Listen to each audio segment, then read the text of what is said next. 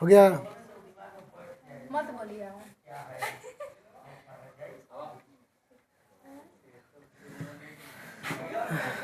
चलिए देखिए, स्टार्ट पढ़ा ना। देखिए हम लोग पढ़ रहे थे प्रकाश के गुण, प्रकाश के गुण, ठीक है। प्रकाश के गुण, बात नहीं, ध्यान सुनिए। प्रकाश के गुण बताइए, प्रकाश के गुण क्या क्या होते हैं। ये जो क्लास है ये दूसरा क्लास है। कौन सा क्लास है? दूसरा क्लास है, ठीक है। पहला क्या है बताओ? प्रकाश सीधी रेखा में चलती है, तो बस सीधी लिख देते हैं, ठीक ना। सीधी रेखा में गमन करती है। प्रकाश सीधी रेखा में गमन करती है, ठीक है। जो दूसरा है वह क्या है? प्रकाश निर्वात में भी गमन करती है। प्रकाश निर्वात में भी गमन करती है, गमन करती है, ठीक है। यहाँ पर एक शब्द आया है निर्वात। निर्वात मतलब क्या होता है कि जहाँ पर हवा ना हो, हवा ना हो, उसी क्षेत्र को क्या बोलेंगे? निर्वात बोलेंगे, ठीक है। जो तीसरा है, प्रकाश की चाल निर्वात में कितना होता है? 3 गुणे 10 के पावर 8 मीटर प्रति सेकेंड, ठीक है। निर्वात में प्रकाश की चाल कितना होता है? 3 गुणे 10 के पावर 8 मीटर प्रति सेकेंड। इसका मतलब समझते हैं, 1 सेकेंड में इतना मीटर जाएगी, 1 सेकेंड में इतना, 3 गुणे 10 के पावर 8 मीटर दूर जाएगी प्रकाश की चाल। जब प्रकाश गमन करती है तो 1 सेकेंड में इतना दूर जाती है, 3 गुणे 10 के पावर 8 मीटर जाती है। इसको किलोमीटर में चेंज करेंगे तो कितना होगा बाबू?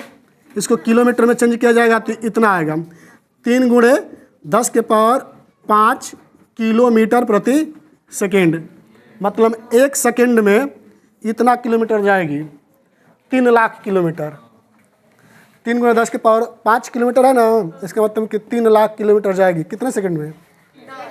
अब यहाँ पर जो रहेगा, जैसे कि सेकंड है तो हम सेकंड बोल रहे हैं, घंटा रहेगा तो घंटा बोलते हैं, मिनट रहता तो मिनट बोलते हैं, समझाया। जो चौथा है वह है अदृश्य प्रकाश का, अदृश्य प्रकाश का तरंग दैर्ध्य, अदृश्य प्रकाश का तरंग दैर्ध्य 4000 एंगस्ट्रॉम से 8000 एंगस्ट्रॉम के बीच होती है, ठीक ना। 1 एंगस्ट्रॉम में, यहाँ पर एंगस्ट्रॉम है ना, 1 एंगस्ट्रॉम में 10 के पावर -10 मीटर होता है, ठीक है। और जो एंगस्ट्रॉम होता है यह दूरी का मात्रक होता है। सूक्ष्म दूरियों को मापा जाता है एंगस्ट्रॉम से। कम से कम की जो दूरी होगा उसको मापते हैं, सूक्ष्म दूरी को, ठीक ना। किस में मापेंगे? एंगस्ट्रॉम में। तो 1 एंगस्ट्रॉम में कितना मीटर? 10 के पावर -10 मीटर। तो ये प्रकाश के क्या है? गुण है। देखिए जो अगला हेडिंग आएगा हमारा इसमें, वह ये आएगा प्रकाश का परावर्तन। क्या आएगा बाबू? प्रकाश का परावर्तन आएगा, प्रकाश का परावर्तन। बताया गया था कि परावर्तन मतलब होता क्या है। परावर्तन लिखे है, परावर्तन मतलब क्या होता है। जैसे परावर्तन मतलब ये होता है कि प्रकाश की किरण आ रही है किसी समतल सतह से या किसी सतह से टकरा रही है, वह सतह ऐसा होना चाहिए, वह सतह अपारदर्शी होना चाहिए। अपारदर्शी मतलब कि प्रकाश इधर से आए तो टकराने के बाद इस साइड में ना आए, वैसा माध्यम होना चाहिए, ठीक ना। तो प्रकाश की किरण आ रही है, इस सतह से टकराएगी और इधर ही चली जाएगी। यही क्या है? परावर्तन है। यही क्या है? परावर्तन है। तो इसका परिभाषा होगा कि जब प्रकाश की किरण किसी अपारदर्शी माध्यम से टकराता है तो टकराने के पश्चात उसी माध्यम में पुनः वापस लौट जाती है। इस घटना को प्रकाश का परावर्तन कहते हैं। ठीक है, जैसे देखिए यहाँ पर बना रहे हैं चित्र के माध्यम से समझ रहे हैं। ये जो माध्यम लिए हैं बाबू, ये माध्यम कौन सा है? अपारदर्शी माध्यम है, अपारदर्शी माध्यम है। ठीक है, अब ये प्रकाश की किरण आ रही है और ये जो किरण है ये कौन सी किरण है? आपतित किरण है। कौन सी किरण है? और इस सतह से टकराई, टकराने के बाद इधर पुनः उसी माध्यम में वापस लौट गई। इसी घटना को बोलते हैं प्रकाश का परावर्तन, और इस किरण को बोलते हैं परावर्तित किरण। परावर्तित किरण बोलते हैं। ठीक है, देखिए आपतित किरण और परावर्तित किरण, इन दोनों के बीच में एक काल्पनिक रेखा होती है। इन दोनों के बीच में एक काल्पनिक रेखा होती है जिसे बोलते हैं अभिलंब। क्या बोलते हैं? अभिलंब। और ध्यान से देखेंगे आपतित किरण, परावर्तित किरण और अभिलंब, तो तीनों एक ही बिंदु पर दिखाई देगा, एक ही पॉइंट पर, और इस पॉइंट को बोलते हैं आपतन बिंदु बोलते हैं। क्या बोलते हैं? आपतन बिंदु बोलते हैं। ठीक है बाबू, इसमें पुनः देखेंगे कि आपतित किरण और अभिलंब, इसके बीच में कुछ कोण बन रहा है। इस कोण को बोलते हैं आपतन कोण। क्या बोलते हैं? आपतन कोण बोलते हैं, और इसको आई से डिनोट करते हैं। और यहाँ पर देखेंगे परावर्तित और अभिलंब, इसके बीच में कुछ कोण बन रहा है, इसको बोलते हैं परावर्तन कोण। परावर्तन कोण, इसको दिखाते हैं आर से। ठीक, जो किरण आते हैं उसे आपतित किरण कहते हैं। टकराने के बाद जो जाती है उसे परावर्तित किरण बोलते हैं। इसके बीच में जो काल्पनिक रेखा होती है उसे अभिलंब बोलते हैं। ठीक, अब प्रकाश के परावर्तन के नियम आ जाएगा। प्रकाश के परावर्तन के नियम आएगा। बताइए, प्रकाश के परावर्तन के नियम कितने होते हैं? 2 होते हैं। देखो, ये है आपतित किरण, ये है परावर्तित किरण, और ये है अभिलंब। ये तीनों एक ही पॉइंट पर स्थित है, और किस पॉइंट पर? आपतन बिंदु पर। तो पहला नियम आपका हो जाएगा, आपतित किरण, परावर्तित किरण और अभिलंब तीनों आपतन बिंदु पर स्थित होता है। ठीक है, दूसरा बाबू, इसका दूसरा नियम, ये है आपतन कोण और ये है परावर्तन कोण। ये दोनों आपस में बराबर होते हैं। आपतन कोण और परावर्तन कोण आपस में बराबर होते हैं। ये 30 अंश का होगा तो ये भी, ये 45 होगा तो ये भी 45, ये दोनों आपस में क्या होते हैं? बराबर होते हैं। समझे? अब यहाँ पर देख लेते हैं कि जो प्रकाश का परावर्तन है ये कितने प्रकार के होते हैं, इसके प्रकार की चर्चा कर लेते हैं। परावर्तन के प्रकार, अभी हम क्या पढ़े? नियम पढ़े। नियम में क्या पहला क्या पढ़े? आपतित, परावर्तित, अभिलंब तीनों आपतन बिंदु पर स्थित होता है। और दूसरा है आपतन कोण और परावर्तन कोण आपस में बराबर होते हैं। ठीक बाबू, इसका प्रकार की चर्चा करते हैं। ये समझ आ गया ना? ये चीज़ें समझ गए।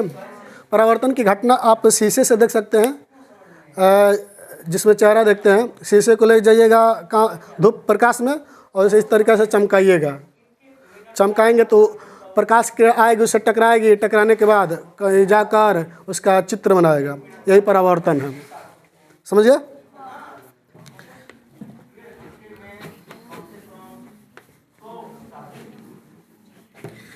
देखिए, परावर्तन के प्रकार को, प्रकाश के परावर्तन के प्रकार कितने प्रकार के होंगे?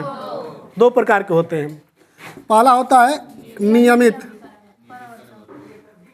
नियमित नियमित परावर्तन, और बाबू दूसरा होता है अनियमित, अनियमित परावर्तन। 2 नियम है। कितने नियमित कितने प्रकार है, ठीक ना। प्रकाश के परावर्तन कितने प्रकार के होते हैं? 2, नियमित परावर्तन और दूसरा होता है अनियमित परावर्तन। ठीक, देखिए बाबू, नियमित परावर्तन किस सतह पर होता है और अनियमित किस सतह पर होता है? तो जो नियमित परावर्तन होता है उसका सतह समतल होना चाहिए। कैसा होना चाहिए? समतल होना चाहिए, मतलब प्लेन होना चाहिए। तो नियमित पृष्ठ पर, तल पर जो नियमित परावर्तन है, तो समतल पृष्ठ पर कौन सी घटना होगी? नियमित परावर्तन होगा। ये समतल पृष्ठ ले लिया है। जब इस पर प्रकाश की किरण आएगी इस तरीके से, टकराएगी, टकराने के बाद इधर चली जाएगी। ठीक, लेकिन कहोगे सर एक ही किरण से पता कर देंगे कि ये नियमित है कि अनियमित है? ऐसे तो समतल से टकरा रही तो नियमित होगा, लेकिन एक से पता नहीं हम डिसाइड कर पाएंगे। एक मान लीजिए कि एक और किरण आ रही है इस तरीके से। आइए, जो किरण आ रही है तो इसी के समांतर आ रही है। जो पहली किरण आई है ना, पहली किरण ये इसी के समांतर ठीक ये किरण आ रही है, ये वाली देख रहे हो। तो इसके समांतर आ रही है तो इसे टकराएगी, तो टकराने के बाद इस किरण के समांतर ही परावर्तित हो जाएगी इस तरीके से। ठीक, एक और किरण को देख लेते हैं। एक जो किरण आ रही है, ये भी किरण एक दूसरे के क्या होंगे? समांतर होंगे, और टकराने के बाद जो परावर्तित किरण होगी इसके समांतर हो जाएगी। इस तरीके से जो घटना घटेगा उसको क्या बोलेंगे? नियमित परावर्तन। यानी कि बाबू आपतित किरण, आने वाली किरण एक दूसरे के क्या हो? समांतर, और टकरा कर जो परावर्तित हो रही है वो भी एक दूसरे के क्या हो? समांतर। इसी घटना को क्या बोलते हैं? नियमित परावर्तन बोलते हैं। समझे? दोनों के बीच क्या रहना चाहिए? समान रहना चाहिए, ठीक ना। टकरा कर जाएगी तो समांतर ही रहना चाहिए, तो इसको हम बोलते हैं नियमित परावर्तन। ठीक, अनियमित, देखिए जो अनियमित परावर्तन होता है इसका जो तल है वह रुक्ष होना चाहिए, खुरदुरा होना चाहिए, ठीक ना। रुक्ष उसी को बोलते हैं, रुक्ष तल बोलते हैं, जिसे हम बोलते हैं खुरदुरा बोलते हैं। इसका तल ऐसे होगा, इस तरीके से होगा। ये क्या हो जाएगा? रुक्ष तल हो जाएगा,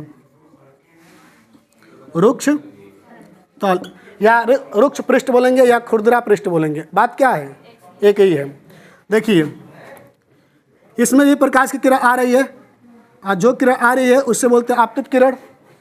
लेकिन जब टकराएगी, परावर्तित होगी, तो कुछ इसमें इस तरीके से परावर्तित होगी, ऐसे चली जाएगी। ठीक है, मान लीजिए कि एक और किरण आ रही है बाबू, यहाँ पर टकरा गई, एक और किरण आई इस तरीके से, ठीक, और इस तल से क्या होगी? टकराई, टकराएगी तो बाबू जो पहली परावर्तित किरण है, ये वाली पहली परावर्तित किरण इसके समांतर नहीं जाएगी। अनियमित में जो रुक्ष तल से प्रकाश किरण टकराएगी, तो टकराने के बाद जो परावर्तित होगी वह समांतर, वह यह एक दूसरे के समांतर नहीं होंगी। ये किरण और ये किरण एक दूसरे के समांतर नहीं होगी, और इसी को क्या बोल देंगे? अनियमित परावर्तन बोलेंगे। क्या बोलेंगे? अनियमित परावर्तन। समझ में आया? तो बताइए, नियमित परावर्तन किस सतह पर होता है? समतल, समतल पृष्ठ पर होता है, समतल तल पर होता है, और अनियमित रुक्ष तल यानी कि खुरदुरा तल पर होता है। एक और होता है परावर्तन, उत्क्रमणीयता परावर्तन। क्या होता है? ये समझा गया ना? देखिए एक और समझ लेते हैं।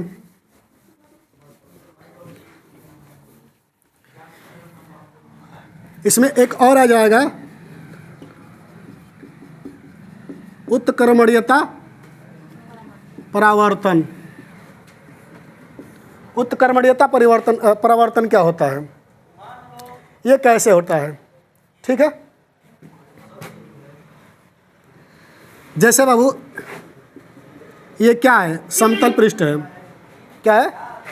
समतल पृष्ठ है। ठीक, प्रकाश की किरण आ रही है,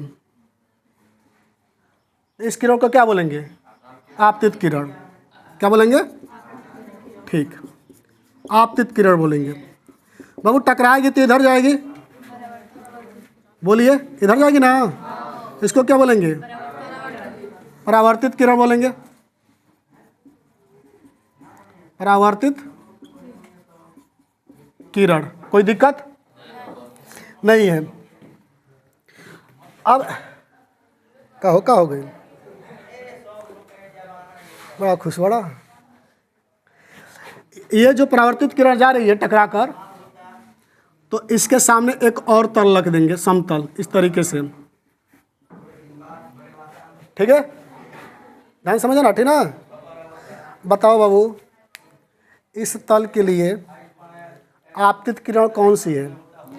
ये वाली? ये वाली है।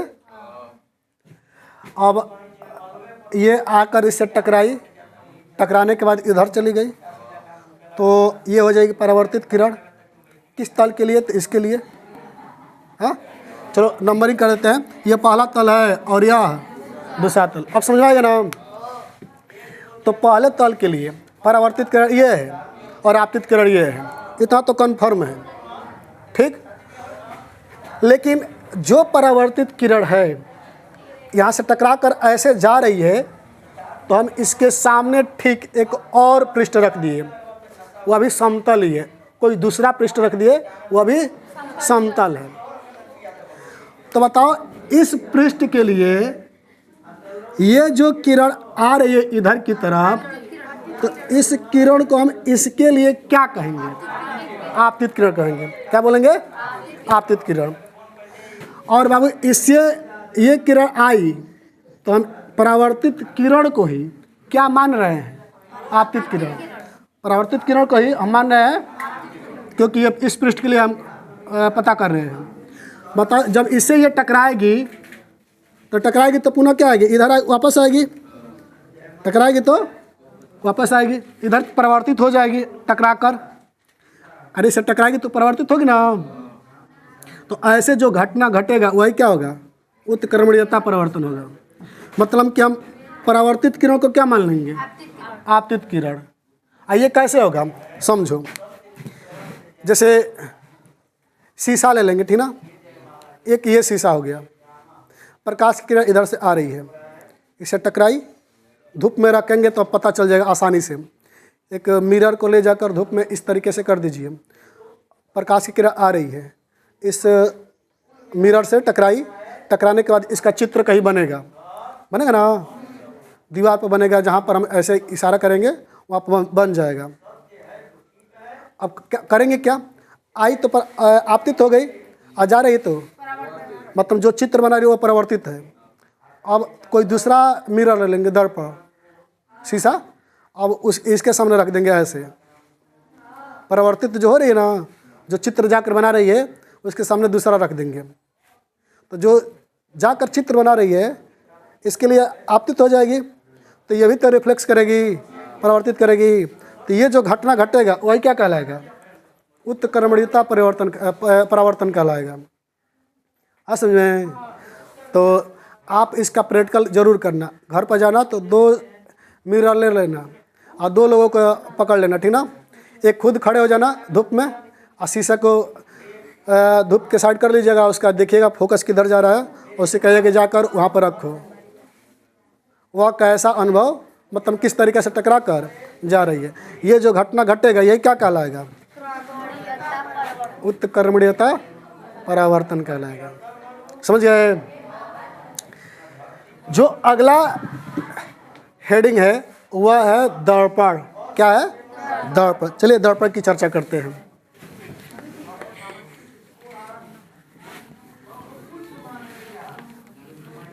दर्पण की चर्चा करते हैं। मतलब हंसी बैठो जा, हाँ सतर जा, कहाँ सतर हो? बोलो। इंग्लिश में बोलते हैं मिरर। क्या बोलते हैं? मिरर बोलते हैं। मिरर मतलब दर्पण। पहला सवाल ये उठा है कि दर्पण किसे कहते हैं? दर्पण किसे कहते हैं?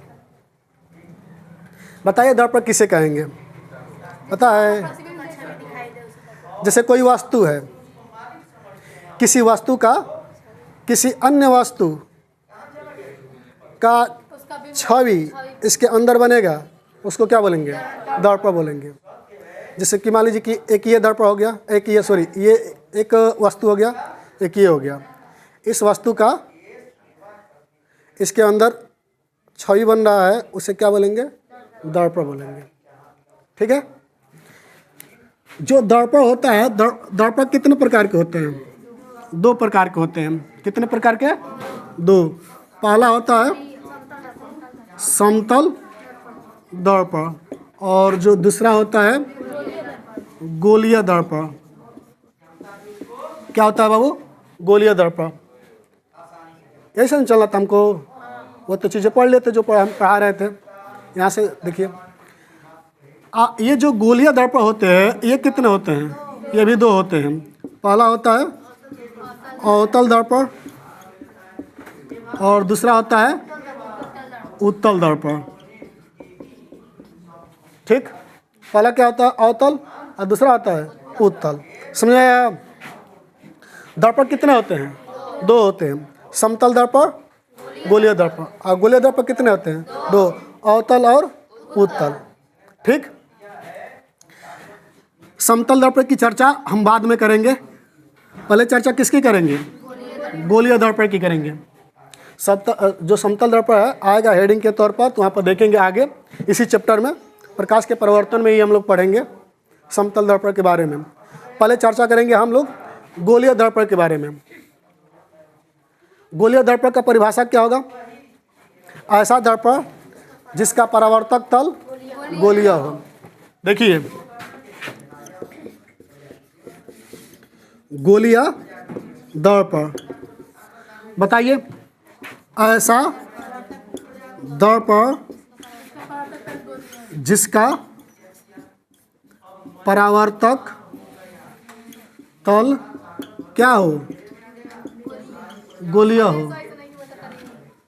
ऐसा दर्पण जिसका परावर्तक तल गोलीय हो, उसे क्या कहते हैं? गोलीय दर्पण कहते हैं। ठीक है। इसमें एक शब्द है बाबू, परावर्तक तल आया है। एक क्या शब्द है? परावर्तक तल। अब परावर्तक तल किसे कहेंगे? परावर्तक तल किसे कहेंगे? तल मतलब सतह या पृष्ठ, परावर्तक तल देखिए किसे कहेंगे। जैसे कि मान लीजिए कि ये कोई सतह है, ये कोई पृष्ठ है, प्रकाश की किरण आ रही है और वह प्रकाश की किरण टकराकर जहाँ से परावर्तित हो जाएगी जिस सतह से, उसी सतह को क्या बोलेंगे? परावर्तक तल बोलेंगे। जैसे ये हथेली है, सपोज दैट मान लेते हैं ये हथेली है, प्रकाश की किरण आई यहाँ पर, टकराई, टकराने के बाद चली गई, तो टकराने के बाद जहाँ से जा रही है उसी तल को क्या बोलते हैं? परावर्तक तल। समझ गए? तो गोलीय दर्पण का परिभाषा क्या है? ऐसा दर्पण जिसका परावर्तक तल गोलीय हो। ठीक। जैसे गोलीय दर्पण ये हो गया, इसका परावर्तक तल क्या रहेगा? ये वाला जो बाहरी साइड है वह गोलीय है। ठीक ना। अब इसी गोलीय दर्पण को हम इस तरीका से 2 हिस्से इस तरीका से बांट देंगे, काट दिए तो काट देंगे तो 2 हिस्सा ऐसे बन जाएगा। बोलो बाबू।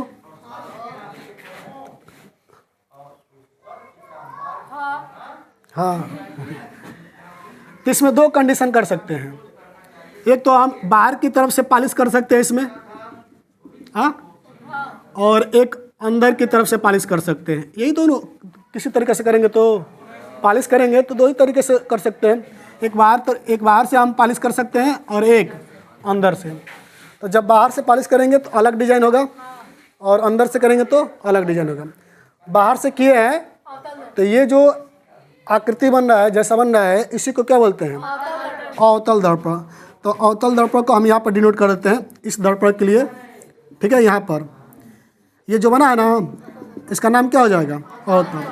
और ये जो है, ये है आपका अवतल दर्पण। और ये क्या है? उत्तल दर्पण। कोई डाउट ना? ठीक। लेकिन परिभाषा क्या होगा ना जी? डिजाइन से तो हम बता दिए कि अवतल है और उत्तल है। अवतल दर्पण किसे कहते हैं और उत्तल दर्पण किसे कहते हैं? अवतल दर्पण किसे कहते हैं और उत्तल दर्पण किसे कहते हैं? पढ़ा ना? अवतल दर्पण, अवतल दर्पण किसे कहते हैं? ऐसा दर्पण जिसका परावर्तक तल, परावर्तक अभी बताए हैं, जहाँ से प्रकाश की टकरा कर लौट जाएगी, ठीक ना? उसी को क्या बोलते हैं? सॉरी, ठीक। जैसे बाबू ये था, ये क्या है? अवतल दर्पण। डिजाइन से तो बता दिए। हाँ, परिभाषा, ऐसा दर्पण जिसका परावर्तक तल, बताओ इसका परावर्तक तल कौन है? जो अंदर की तरफ धंसा है वही तो है। बाहर वाला तो हम पॉलिश कर दिए हैं। अब पॉलिश कर देते, इधर से प्रकाश आएगा तो परावर्तित नहीं हो पाएगा, लौट जाएगा, नहीं हो पाएगा, वहीं पर आ जाए, ठीक ना? परावर्तित होगा ही नहीं। शीशा है ना, तो शीशा का प्लाट देंगे और तब प्रकाश क्या आएगी तो टकराएगी तो परिवर्तित हो जाएगी नहीं। तो यही कहा जा रहा है। ऐसे देखो, देखा जाए नहीं, ये प्रकाश की किरण आ रही है, टकराएगी तो इधर चली जाएगी, परिवर्तित हो गई। ये आ रही है, टकराएगी तो इधर चली जाएगी, हो रहा ना? तो इसका परावर्तक तल अंदर की तरफ क्या होना चाहिए? धंसा होना चाहिए। उसी को क्या बोलेंगे? अवतल दर्पण। तो परिभाषा होगा, ऐसा दर्पण जिसका परावर्तक तल अंदर की ओर धंसा हो, उसे क्या कहते हैं? अवतल दर्पण। ठीक। इसका अपोजिट, उल्टा बताएंगे, ठीक ना? उत्तल दर्पण को। उत्तल दर्पण में क्या होगा? ऐसा दर्पण जिसका परावर्तक तल बाहर की तरफ, जब अंदर लिख रहे हैं तहाँ क्या लिख देंगे? बाहर। सेम परिभाषा हो जाएगा, समझे ना? हाँ, उभरा हो तो उत्तल दर्पण।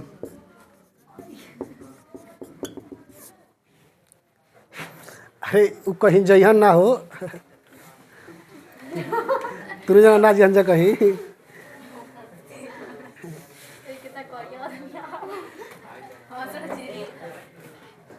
तो करिया बन तो करियन गई, अरे सॉरी, करिया आ रहा है। तो हम कौन शीशा खाने, शीशा का निकाला है कि दूध करे कौन? हम भवकता नहीं।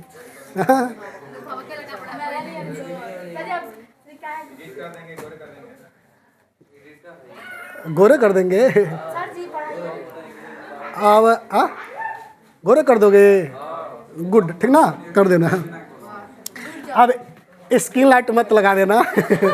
गोरे में तो स्किन लाइट गड़बड़ा जाएगा, है ना बाबू? जो नेचुरल ब्यूटी है वही रहना चाहिए। स्किन लाइट लगाएंगे तो डिजाइन बदल जाता है, अजीब टाइप में सब लगते हैं। उसका ना स्किन हटने लगता है, तो रिएक्शन करता है तो अजीब नहीं लगेगा जी? अब देखना उस पर जो स्किन लाइट लगाते हैं, उस पर जब प्रकाश की किरण पड़ती है तो उसका देखना किस तरीके से चमक आएगा। वो बहुत ही खराब लगेगा, भद्दा लगेगा, समझा ना? जो गोरे रहते हैं, वह उनके अंदर मेलानिन वर्णक पाया जाता है।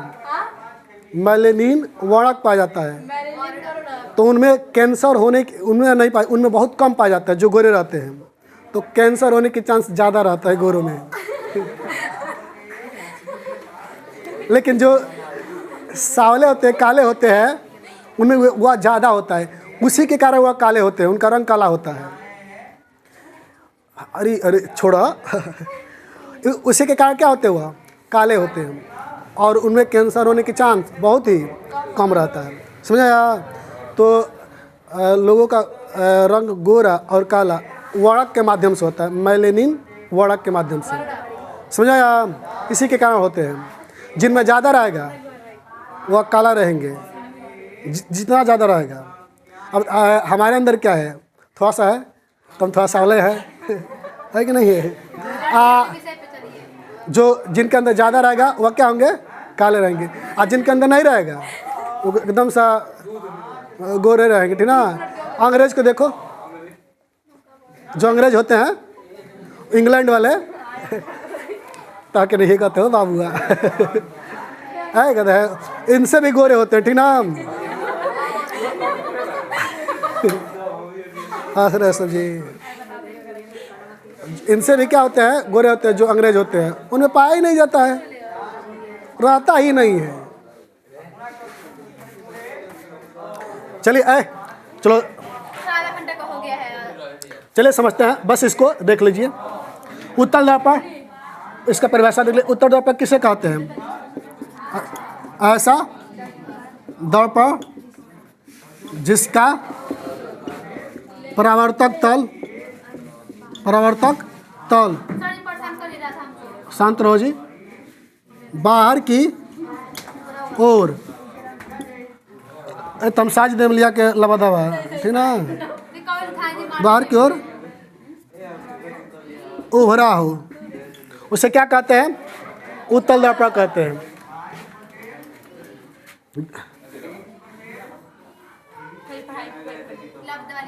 कहाँ से तेज होकर जाए, जब अपने में डिस्कस करते रह जाए। अमेरिका इजराइल के डिस्कशन खत्म करत है, जब पढ़ाओ तो नहीं है तो हम लोग के क्या में आई। ये कौन सा दर्पण है? उत्तल। इसका डिजाइन देकर बना रहे हैं, लेकिन परिभाषा ये है, इसका परावर्तक तल बाहर की तरफ क्या है, मतलब ये इसका परावर्तक तल, ये नाम प्रकाश की किरण आएगी, टकराएगी, टकराएगी तो इधर जाएगी, इधर से आ रही है, टकराएगी तो इधर जाएगी। समझ में आया? यही क्या है? उत्तल दर्पण। तो आप बाबू, आपका ये अवतल दर्पण और ये है उत्तल दर्पण। समझ आया? आपके लिए जो होमवर्क है वह आपका है, जो अगला हेडिंग है, हम लोग पढ़ेंगे कुछ महत्वपूर्ण परिभाषा, दर्पण से संबंधित कुछ महत्वपूर्ण परिभाषा, और वह दर्पण अवतल दर्पण और उत्तल दर्पण दोनों के लिए होगा, ठीक ना। तो कुछ महत्वपूर्ण परिभाषा आप घर से पढ़ के आएंगे, उसे आप पुनः अगले दिन देखा जाएगा, ठीक ना। चलिए मिलेंगे अगले क्लास में, ठीक ना।